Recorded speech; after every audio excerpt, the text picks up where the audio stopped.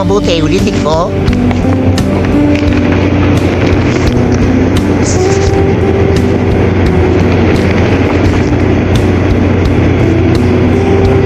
May kani-kaniyang paraan. Ulitin ko pakinggan mabuti ang tekstong babasahin ko upang masagot ang katanungan sa bilang 6. Kaya ito po yung teksto na babasahin ko, makinig po mabuti. May kani-kaniyang paraan ng mga magulang sa paghubog at pagpapalaki ng kanilang mga anak.